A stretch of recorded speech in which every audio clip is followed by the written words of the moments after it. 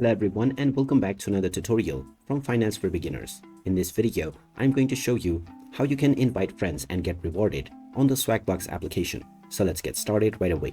First of all, open up the Swagbucks app on your device. And after you have logged into your account, you will be taken into the home page. Now, if you wish to invite friends or make a referral to get rewarded in the future, then just tap on the More option at the bottom right corner. This will now show you various different options, including the Refer menu.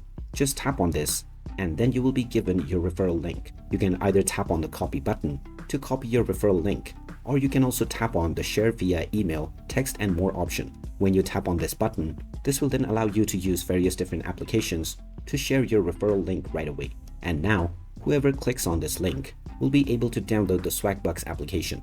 And after they complete the download and sign up, you will get the reward as soon as their sign up process is done.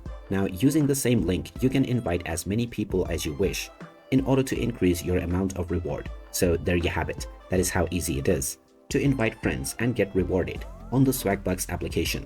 If you find this video helpful, don't forget to hit that like button and subscribe to our channel for more useful tips and tutorials. Thanks for watching, and I will see you again in the next one.